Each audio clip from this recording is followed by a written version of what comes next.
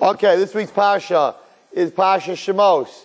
Parsha Shemos has a lot to do with women, even though most women don't know that, and most men don't know that. But there are a few stories in this week's Parsha that have a lot to do with women, and if it wasn't for them, we wouldn't be here today. So what am I talking about? So first of all, when Paro came up with this idea that he wants to kill all the firstborn boys, he hired 2 Jewish women to go to, when women were delivering babies, so they had what's called an avnoyim. An avnoyim is a birthstone. I think it was a large, flat stone that the midwives would bring, and that was sort of where they would put the baby after the baby was taken from the mother. So like we put it in a cradle, in a ink little thing over there. So they would put it on this stone that was very clear, very clean, and very flat. And that's where they would put the baby while they were working with the mother. It's called a birthstone. It's called an avnoyim. And he hired 2 Jewish midwives because the Jews would not allow any other midwives. They wouldn't trust them. Paro hired 2 Jewish midwives. One's name was Shifra, and one's name was Pua. Where'd you get the name Pua from? Because she used to, that's what it says in the Medrash, to get the babies to stop crying, she would go Pua, Pua, Pua, like poo, poo, poo. Maybe that's where that came from, I don't know. But that's how she got the name Pua. But who was Shifra? Shifra was Yocheved. Yocheved was Moshe Rabbeinu's mother. Who was Pua? Pua was Miriam.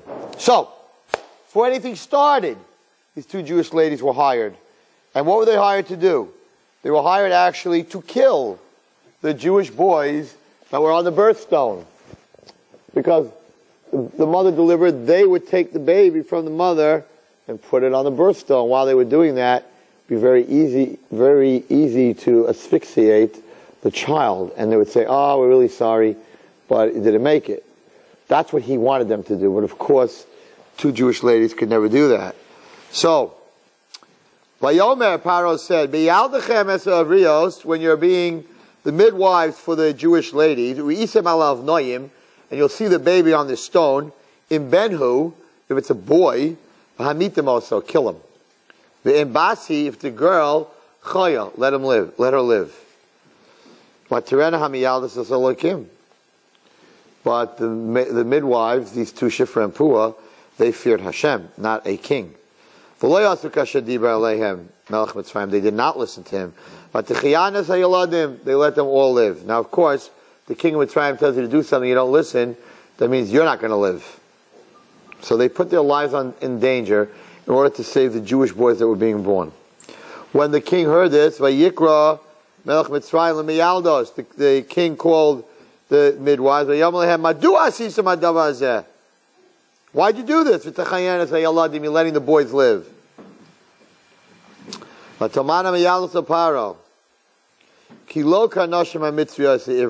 Jewish women are not like the Egyptian women. Because Jewish women are animals. Before we can even get to them, right? They already gave birth and the child was already wrapped up, and we couldn't say that it died in childbirth. So they're like animals in the field. They don't need, our help. And by the time we got there, which wasn't true, of course, by the time we got there, they were born.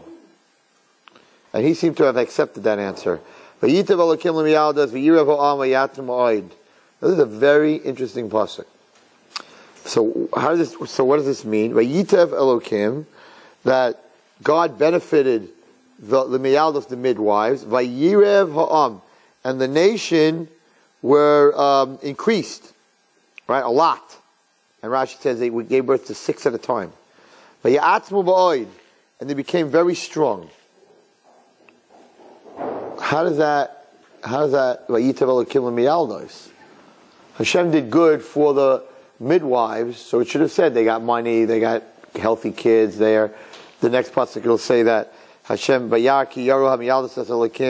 because Hashem saw that these midwives feared him. He gave them houses from Moshe Rabbeinu, from Yocheved, and from Miriam came kahuna and came Malchus. So there's where they were rewarded. But the pasuk before says, Hashem was good to them, and the nation multiplied, and they became strong. What was that good to them? And the answer is that when a person wants to do the right thing, right? When you're doing kiruv, let's say you want to help kids get close to Hashem. So how's Hashem good to you? By making you successful in what you're trying to do. So you would have thought that it said Hashem was good to them, so they had healthy children, and they had, no. That was, the psukim later Hashem said, I'm rewarding you. But what was good to them? That they saw that the nation was multiplying, and they saw that the boys were strong, and the nation was strong. And I spoke this week, and I've spoken about this before, but I think that it's really, really important, and it's a miracle that Wallerstein is standing here tonight all together and speaking to you. You should just know that, because I am so frustrated and so angry and so in pain of what happened this week to a girl that you're lucky didn't come in here just throwing chairs across the room, because no matter how many times I will stand in front of this camera and stand in front of you women and tell you, stay off the internet, stay off the internet, stay off Facebook. It's just not good for you. So at 7 o'clock on Monday night, I got a call from a hysterical mother that her daughter, who's 19 years old, is missing for a week. And actually, I got that call on Friday. And I sort of tricked the people that kidnapped this girl and got this girl. I sort of tricked them, and no matter how many times her mother came home, and last week Monday she came home and all this girl's clothing were gone, and her ID was gone, and everything was gone, and there was a note that was written that I ran off with some non-Jewish Spanish guy and I fell in love with him, and the mother knew right away that her daughter didn't write it because her daughter has a learning disability and can't write. But the guys who took her didn't know that, so they wrote this letter and signed her name, but we knew that letter wasn't true. And but she took her clothing, and she's 19, so it's not a minor. And nobody could reach her, nobody could find her. Friday, I told the mother that, being that I deal with this, she should text her that we're going to file a missing persons report. And I knew that the people who were holding her, when they see that, they're going to be scared that the cops are going to get involved. So she did answer her phone, and she told her mother she's going to meet her on Monday in Manhattan at 6:15 at a certain place. And we backed up the mother to see if the girl would show up. Of course, the girl did not show up. And continued to call and could not find her. To make a long story short, we finally did get through. She was talking totally incoherent. And it's a regular, normal girl like anybody in this room. 19-year-old, regular Jewish girl living in Flatbush. And sort of kidnapped. And still could not find her. And we finally got through on the phone, and she said, they're listening, they took my ID, they're erasing my ID. This is stuff that happens, ladies. This is what happens when you connect to people on the internet. They could kidnap you, they'll drug you, they'll use mind-altering drugs that you will not know who you are anymore. They will change your ID, and you will be sold, and you will be traded, and you will be out of America, and no one will ever find you. And this happens every single day. And now they're after the Jewish kids, and there's nothing we can do, because if you're 19, then it's consensual. And we can't prove that anybody drugged you, because they could say you drugged yourself. We can't prove that anyone did anything physically to you, because they could say it was consensual. So anybody who's over 18, 19, and that's who they target specifically, because they can do whatever they want to you, and then say, she's 19, it was consensual. So we got her on the phone, and I didn't know what to do, because she told me they're listening, and she didn't know what she was talking about, and Hashem sent me a crazy machshava, and I said to her, knowing that they were listening, I'm in your house, and I have your heart medicine. She doesn't have a heart medicine. And I have your heart medicine, and you're a week without your heart medicine, and you have arrhythmia, and a week without heart medicine for arrhythmia, don't ask me where that came from, you're not going to make it till tomorrow morning. I mean, you're going to have a heart attack tonight. What are you doing? Just tell me where you are. I'll put the pills into an envelope with $200, and I'll leave it by the doorstep. Just tell me where you are. And all of a sudden, this guy gets on the phone. He says, she has heart medicine. She takes pills. And I'm like, pills? You better blank believe it. If she don't get those pills, she's dead. She has arrhythmia. And they hung up the phone. And then we did what we have to do, because you can track a phone.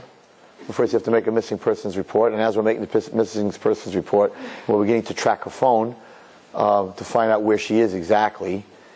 I get someone calls me back and says, "Hi, this is Officer so-and-so. Do you know anything about this girl? We just walked into an apartment.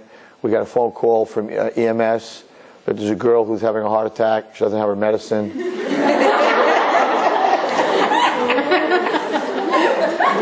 It's not funny. It's a nace nifla. That Hashem put that into my head, and they panicked, thinking that they got themselves a girl here that's very sick and is going to die, and how they're going to explain it. So they wanted to be the good guys, and they called the EMS and took her to the hospital. Except she's totally psychotic and recognizes nobody, and is pretty much not here anymore. And I spent 7 o'clock till 6 o'clock in the morning with her, with detectives and officers, and there's really not much they can do. Because these guys called it in and said, she ran away from home, non-Jewish boyfriend, Jewish people are trying to make up stories about us, Jewish girls do this all the time, they make up stories, and police are like, she's psychotic, we can't take anything, whatever she says. And so I am frustrated, angry, furious, upset, traumatized, because I've never looked into a pair of eyes and someone looked at me and they weren't looking at me.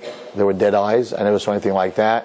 What these guys did to her, I don't even want to think about. And the most frustrating thing is that I cannot get up here enough times and tell you, get off the freaking internet. Get out of the chat rooms and get off Facebook. What are you doing? Why are you talking to people that you don't know? Too late for her. I don't think that, it's already now 48 hours and she's totally in a psychosis. Too late. So a regular Jewish 19-year-old girl. So I wasn't going to talk about it tonight, but I'm thinking to myself, I stayed up for 12 hours, didn't sleep. I came home at 6:15 a.m. Why shouldn't I talk about it? I don't want to do this again. I'm tired. I'm very, very tired. I don't want to do this again. And that girl's my sister. And what these guys did to her shouldn't be done to the worst human being in this world. And the only reason it happened is because she was on the internet. She met him on the internet. We know that. And these guys are pros. Her bank account was emptied out. All the money that was in it was emptied out. She's 19. She's the only one in the camera. Consensual. She's 19. She could take money out of her account. They know exactly what they're doing. They're professionals. And you are not professionals. You are vulnerable, amateur, Jewish people. And you are out of your mind if you are on that internet talking to people that you don't know. And I just cannot stress it enough, and no matter how many times I talk about it, it doesn't help. Doesn't help. I don't want to be in a hospital till 6 o'clock in the morning anymore. Especially at Elmhurst, Queens, where nobody speaks English in the whole hospital. So I decided about a minute and a half ago that I am going to talk about it, because I really wasn't going to, because I'm in that much pain, and Rabbi Wallerstein has seen pretty much everything in his life. I've never looked into a pair of eyes that there's no brain behind it. It's the first time I ever saw that in my life. I really don't want to see it again. And you don't go out with guys that you don't know, and you don't trust anybody, anywhere, because we're living in a very sick world. And you don't trust the people that you think you can trust. Let them marry you. Okay? And then I hope you can trust them. You can't go out with guys. You can't do this stuff anymore. It's over. It's over. They just want to hurt you. People just want to hurt you today. You got to stick with the people that you know. And on the internet, you don't know anybody. I know a girl that was talking to a girl for 3 years. For 3 years, she was telling her all her problems on the internet. They were talking. And finally, the girl flew in that she was talking to. A Borough Park girl. The girl flew in who she was talking to meet her in a hotel. Finally. And she was so happy because she's been talking to this girl and telling her all her tzaras. Well, guess what? It wasn't a girl. And I'm not finishing that story. She thought she was talking to a girl. What are you doing? You're talking to someone on the internet. You don't know who it is. All right, got that off my chest. Anyway. No, it's going to happen anyway. I could talk till I'm blue in the face. Because, Wallerstein, one story. Cops told me, detectives told me, Rabbi, a lot of your people, he says, and we don't know which ones are telling us the truth, because the religious ones, they're scared to say they went off with a boy, so they make up stories that they were kidnapped, and someone put something in their drink, so we don't know which girl's stories are real or not real anymore. He says, so how do I know that this girl's story is true? And I'm like, Lieutenant, why don't you go into the room and meet her? She can't make up a story. She's not here. And he took one look at her and he was like, I'm sorry, Rabbi. I'm sorry that I said anything. So he knows other girls that are getting involved like this. This is crazy. This is totally out of control. What are you doing? I just don't want to see it again. I can't get past what I just went through. I went through Nebuchadnezzar, and the prognosis is whatever they did to get her. I don't know that she'll ever be back in this world. So sometimes they just don't give you another chance. They just shoot you up with some stuff to erase your memory, to erase your brain. There's a lot of that stuff out there. You can't go. There's no reason. You need the internet to do your college stuff. Just do your college stuff and turn it off. You need that work? Do your work and turn it off. What are you talking to people? Okay. I can tell you, whatever, I'm not. All right, anyway. So, let's go back to the Mialdos. So their reward was that they saw that Klal Yisrael was getting bigger and growing. And I guess the greatest reward for someone who works at the Rabbim or works at the public is to see success. So what Hashem said over here was that their reward was that they saw that they were successful. And it goes back to, the Israeli government was here today to see Ornava, to see Beno Chaya, to see a lot of things that we do because they want to copy it, which is, of course, a very big compliment. And I was talking to one of the women from the government that was here, and she was like, I don't understand you. Like, why are you doing that? Why do you do this stuff that you do? And I'm like, there are two kinds of people in this world. They're the ones who want, and they're the ones who need. Everybody wants to do the right thing. Everybody wants to help people. Everyone wants to be good. But then there are people who need to help people, who need to be good, who need to create things. Those are the people who get things done. There's a lot of wanters. I want to help the world. We in Ornava are probably the weakest organization ever in the history of organizations when it comes to volunteers. We just don't get volunteers. We have 3 or 6 girls that help us all the time. We have 3,000 women. We have people that come all the time. And anytime we need volunteers, everybody says, I want to help you at Wallerstein. I want to be a volunteer. When it came to Hanukkah, to do the Shabbos Hanukkah, we needed hundreds of volunteers. We got the same 6 Nebuch that were up all night sleeping on the floor in my office. So there's a lot of people in this room right now. A lot of people watching that. I want to help Ornava. I want to help Ornava. Doesn't happen. You call them like, I'm busy, I have this and that. Then there are people who need to help one another. If you need something, you do it. If you want something, 80% of the time, you don't do it. So, they wanted to help Klal Yisrael. And they wanted to make sure that every Jewish boy would stay alive. Therefore, the greatest reward for them, and the Torah says, was that they got to see that what they wanted to happen, happened. And the biggest proof of this is in this week's parsha, by a non-Jew, by Batya Bas Paro. Batya Bas Paro came down. This is like so important to start off the book of Gullus, of Shemos, to start it off with this story, which I never understood, and I sort of can say I never really believed as a kid, because I didn't think that Batya Bas Paro was Gumby. So, thank you. What are you so nervous about? I'm not nervous. Okay. Where are my camels? Took care of my camels. This is... Batya's been giving me water for about 7 years. All of a sudden now she's getting nervous.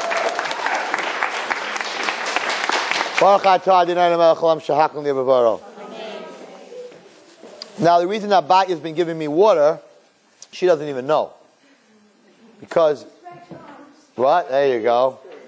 Because she thinks that Rabbi Wallerstein needs to have a drink while he's speaking. Right? So actually, there are many times when I'm speaking to the boys, and all of a sudden this boy would walk up with a bottle of water and says, there's some girl outside, or Yitzchak, Batya, or Jody, she sends Jody sometimes, with a bottle of water to the boys' share. So she just needs to give me water, and that's why I know I'll never go thirsty during a share of Batya's here. So thank you, Batya. Appreciate it. So this week's parsha is amazing, because Batya Bas Paro came down to the Nile River, and there was a little baby boy crying in a basket way out in the river. So she puts out her hand, and Rashi says that her hand stretched like Gumby. You don't know what Gumby is, but whatever. It's this little guy made out of like stretchable Gumby, right? So it's like old cartoons, very old. But he didn't rip off anybody's heads, or you know what I mean? He was like a quiet guy. Well, I think it was blue or purple, two little eyes next to each other, whatever. Anyway, so Rashi says she stretched out her hand and just kept going and going and going all the way into the middle of the Nile River, grabbed onto the basket. She had leprosy, it went away, and she pulled him in. I was like, as a kid, I'm like, come on, Rabbi. I mean, her hand kept stretching. And the question is, that why did God have to do that? Why didn't he just make like a wind come? And she would have said, oh, I feel so bad. It's a little baby, stuck out in the Nile River, crying, right? Wish I could help him. And then a wind would have come and blown the little basket, the little boat, to her. What a nice little story it would have been, right? Instead, we got to have this. Stretch out her hand, and I'm sure her hand wasn't even as long as mine, right? And it just keeps going and going. Come on. Come on. What kind of story is that? That's as big as Kriyas Yamsuf. We get all excited about the 10 Makos, right? And all the miracles in the Torah. This should have been registered as like the biggest miracle. A human hand stretched out a mile into the river to save Moses. That's huge. Torah doesn't say it. Rashi says it. Why would Hashem make such a big miracle? Just blow, you know, come on, there's waves and there's currents. And the answer is, this lesson has to be learned in the beginning of Parashat Shemos. Is that it's your job to put out your hand. Even if it doesn't reach. You got to try. You got to start the race. Your job's not to finish the race, even though that's what we're taught. Your job is to start the race and do the best that you can. You don't have to finish the race. You have to start it. It's not up to you to finish, because you don't know if you're going to live to finish the race. But you got to start the race. You got to be in the game, we used to call it. You got to be in the game. You can't sit on the bench. You You're in the game, even if the other team is much better, you never know. On one day, you just might win a game that you never won before. And therefore, Batya specifically was the Bas Melech, put out her hand. It was impossible. But she was saying, I need to save that child, even though she was so far away. Says Rashi, if you need something, your hand, which is human, can stretch to make it happen. But you have to need it. Wanting it, I'm sure everybody that said, oh, we want that boy to be saved, we feel very bad for him. That doesn't work. And that was something that has to be in Pasha Shemos, because the Jewish nation was going into the worst, darkest hour of their life. And therefore, I think that Mashiach is not here, because the song says, we want Mashiach now, instead of we need Mashiach now. So everybody walks around and says, we want Mashiach, we want Mashiach, I want Mashiach, we wrote a song about it, I want Mashiach.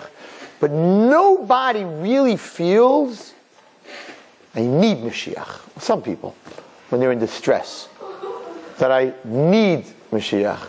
But that's only when they're in distress. They don't need Mashiach because Hashem is in distress. They need Mashiach because they're in distress.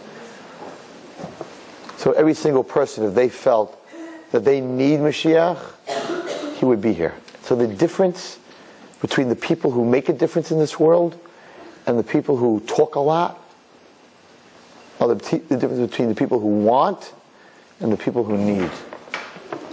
So somebody asked me last night in my shir, okay, Rabbi, so how do you go from want to need? How do you make that switch? Very nice, but how do you make that switch? And the answer is by spending time and thinking about the thing that you want. Is it the thing that you need? So I told them to make a list. On one side what you want, on one side what you need. And look at it very carefully, and you might change some of the stuff from your need to your want, and some of the stuff from your want to your need. I need money. I need success. Maybe you just want money, and you want success. I need to get close to God. So on some people, it's on one side said, I want to get close to God. In fact, I did this exercise not that long ago, and on the want side, a lot of girls wrote, I want to get close to God. A lot. Very few wrote, I need to get close to God. You want to get close to God? May happen, may not. You need to get close to God. So what's the difference? If you think about it, and you realize that it's something you need, then it goes on to your need side. If you don't have the time to think, I want to help everyone. I need to help people. I can't watch people in pain. I need to help people. Then you'll help people. There's so many dreams in this room right now. So many girls and so many people have dreams about how they're going to change the world and what they're going to do, but it's all want. I want to change the world. I want to do this. I want to do this. I need. It's a very big difference. I gave a very big mussar shmooze last night to my boys about the difference between wanting to get married and needing to get married. It's a very big difference. People who want to get married and people who need to get married. And then why do you need to get married? That's also a big question. For a person who needs something, you don't stop. You need air. Right? You need air. So, chas v'shalom, you're suffocating. You can do whatever you can to get air. If you need to help somebody, you're going to do whatever it costs, time-wise, physical, money-wise, whatever it is. I need to help her. You're going to help her. You're going to help her. You want to help her? Okay, if it's not my time, it's not my time, whatever it is. I have a taina to the girls in Arnava. Very few need to help Arnava. Everybody wants to help Arnava. I told to my friend, I asked him for help financially. You know, I'd like to help you, I'll give you advice. I'm like, you don't need to help me, man. You want to help me, so you're not going to help me. If you were with me with that girl till 6 o'clock in the morning, okay, then you need to help me to make sure it doesn't happen again. You just want to help me. There's a very big difference in life. If you want shalom bayis, you go to a therapist. If you need shalom bayis, you don't need a therapist. Because if you need shalom bayis, then a guy, I told him last night, if you need to be connected to your wife, you need to make that other person happy in your relationship, you don't need a therapist. Because if you need it, you'll find a way to make that person happy. You'll find a way to make that marriage work. Nothing against therapists. If you want shalom bayis, I gotta go to therapy, you gotta tell me, how do I do this? What do I need to do? If you need something, you go inside yourself, you know exactly how to get it. People want shalom bayis. People want good kids. If you need good kids, guess what? You give them the most precious thing in the whole world. And I've asked this question many times, and specifically to women, and I'm like, what's the most precious thing? Most precious thing Yourself. in a relationship that you could give to the other person. Yourself. And love. Wrong. Not personally, but Yourself. yourself. Wrong. What they need. Time. Listen. Oh yes. What was the answer? Time. You could give yourself, and you could give love. You tell someone I love you, and here's a present. And step on me if you need to get onto the, to the bed. I'll be on the floor. You can step on me. Not how much I love you. Time. Time is the hardest thing for a person to give to another person. Because it's yours. It's my time. And it's the hardest thing. And love is worthless without time. A lot of people say, I love you, I love you, I love you, but they don't give them time. Hashem loves us because He gives us time. And in time, in a moment, you could do so much. You give a person time. And in most of the situations that I deal with, where there's a husband and wife situation, or a parent and child situation, the basis of what that situation is based on is the lack of time. And even when you give time, that you're giving that person time. There's no phone, there's no books, there's no TV. It's me and you, and I'm giving you the most precious thing that I have, and that is my time. Because every second of my time is a second later that I don't have it anymore. Wow. And that's the problem. So the Satan said, how to break relationships? Take away time. Put them on computers, put them on cell phones, let them watch movies, keep them busy so that they can't give each other time. When I grew up, you just got from your parents time because you ate supper together.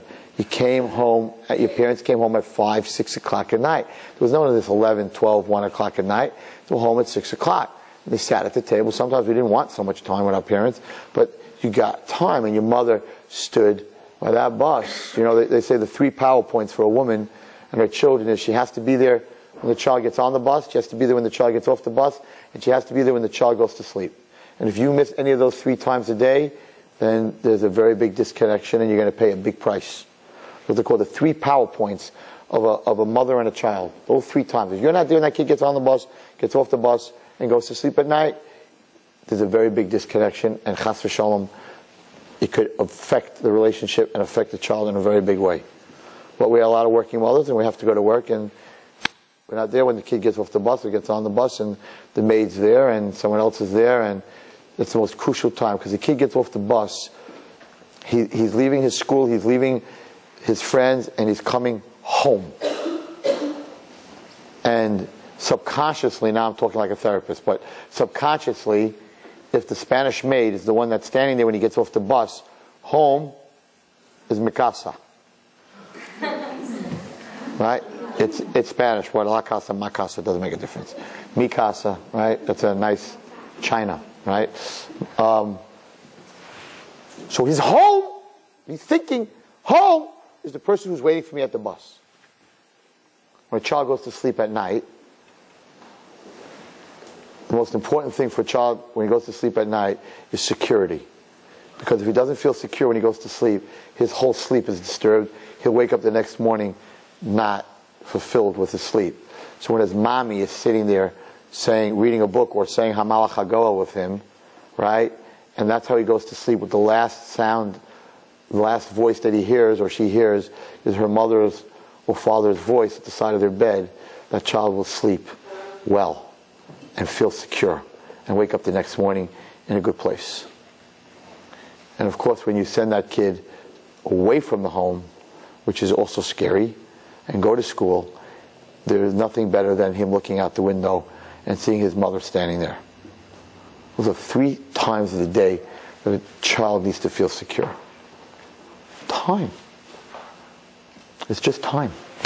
You don't got to dance. You don't got to stand on your head. You don't got to make funny faces. Just got to be there. Just got to give him time. That is the most precious thing in the world. Is time. And that's the one thing we just don't have. So we need to reverse that. You're the mommies. I'm talking to the mommies. I hate to say it, put pressure on you, but you're the family. You're the family. This is look who saved Klal Yisrael. Shifra and Pua, 2 women. Shifra and Pua, 2 women. And then Batya, who named him Moshe. Ki min hamayim ishisihu. Moshe and Batya and water go together. Why is his name Moshe? He had 7 names. Yukasiel, Tuvia. He had Jewish names. Moshe was given to him by an Egyptian woman. Why did that name stick? Tuvia, he was born Tov. The Torah says he was born Tov. Why didn't they call him Tuvia? Why are we calling him by an Egyptian name? And the answer is, HaKadosh Baruch Hu wanted you to know that what is Moshe Rabbeinu? Ki min hamayim mishisiu, a woman who saw the impossible and just tried. Just put her hand out. That's it. A woman who believed that if you need something, just put your hand out and it'll happen. Wow. That name has to stick. And he's Moshe Rabbeinu forever, named by an Egyptian, not by his mother Yocheved. She named him, I believe, Tuvia or Yukasiel. That's a big word. And that's how Shemos has to begin. That you just have to believe, you have to need to save another person. And that's how Moshe Rabbeinu, the big Moshe Rabbeinu, was saved by an Egyptian princess who named him, and that name stuck. And then, how did he come to the world? His sister Miriam, his parents separated because they didn't want to have any children after that, because they didn't want to have a boy and have him murdered. But Paro was killing every boy and taking a bath in their blood because he had leprosy. So they said, we're separating.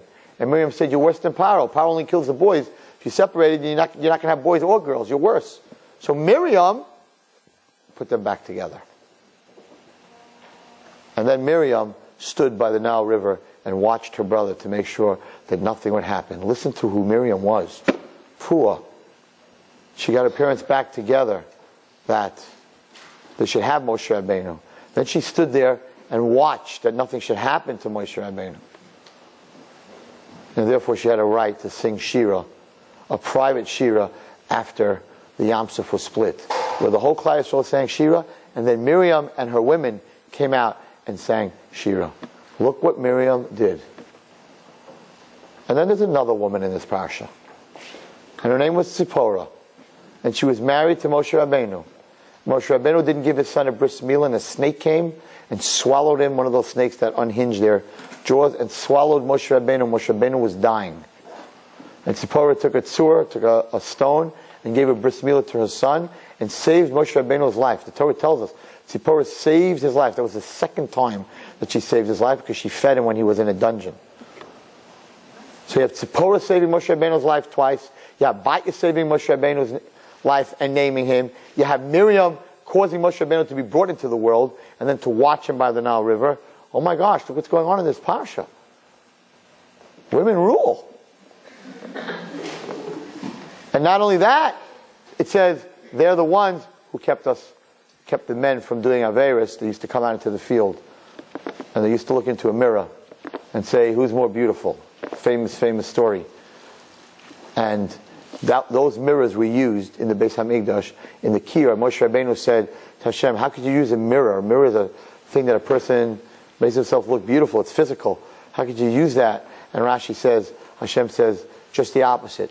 Those mirrors that were kept the Jewish men from sinning, the Jewish women, they're the ones who kept Klal Yisrael from going off the derech. This whole parsha is about women. And it's the first parsha in the whole Golus. Don't forget it's out of Golus. So everyone here needs to know that. Every woman needs to know that you can't ever give up. And you got to begin to need to do the right things, not just to want. Everybody wants to do the right things. Few people need to do the right things. So maybe we need to go home and write a little list. Really, be very interesting to find out about yourself. Write a I want list. Now that I told you, you're not going to be honest, but write an I want list and write an I need list. And then look at the two lists and say, what do I really need and what do I really want? And you're going to find out things about yourself you didn't know. And then, maybe just take one off the I need, put it by the I want, and one by the I want, and put it by the I need. And for the next month, work on those two. You'll grow a lot. Stay off the internet. What I saw this week, I don't want to ever see again, and I have to tell you something. I'm not looking to cause shock, but it's one thing for Rabbi Wallerstein to have walked into that hospital and seen this girl screaming and yelling, totally out of control, things that made no sense because she was totally psychotic. But standing right next to me, who I brought to the hospital with her mother. And to look at her face the first time she saw her daughter in that state was something I never imagined that I could ever see. I am begging you, from the deepness of my heart, get off the internet. Get off Facebook, please. There are people watching, they see your pictures that you post, even though you think they cannot. I know boys that I know, they're not dangerous, they won't hurt you. But they know how to break into every one of your Facebooks. And they see all your pictures, even though they're not your friends. It's a social network. Why are you posting those pictures? Your mother should never, ever walk into a hospital and see you because you were on that internet. She fainted. She was screaming, that's not my daughter, where's my daughter? It was her daughter, but she was screaming, that's not my daughter. I don't know how to stress this any more than I'm stressing it. Get off tonight. Use it for school, use it for business, use it for whatever you need to use it. Do not use it as a social network. Social network should be your Jewish friends that you know who they are. And if you're single, very preferably female. Not because I'm some crazy religious rabbi. Hashem created this to help you and defend you. This poor child went on the internet innocently. Really, innocently. I know who she is. She's been in this share. You know who she is. She's been here with her mother. She's part of Ornava. She was part of Ornava. I don't know what she's part of right now, but she was part of Ornava. And I promise you she wasn't looking for trouble. Talking, nice, this, whatever, questions, answers. Help me, this, that. Brilliant guy. This guy's a brilliant guy. This is not some sleazy guy that you meet in the street that you run away from. This guy wears glasses, intelligent, college graduate. That's the game. They're perfect. They know exactly how to get you. They know exactly what to do. They know all the key words. They know who's vulnerable. They know if you're over 18. Now they know already that the law is over 17. They know all the laws to the point where you said, the police can never do anything to me. She's not a minor. They know exactly what they're doing. You don't. They do. I'm begging you. I'm begging you. Get off tonight. Because Baruch Hu should bless us all that anytime we stretch our hand out to help someone else, it should keep stretching till it helps them. Have a good night.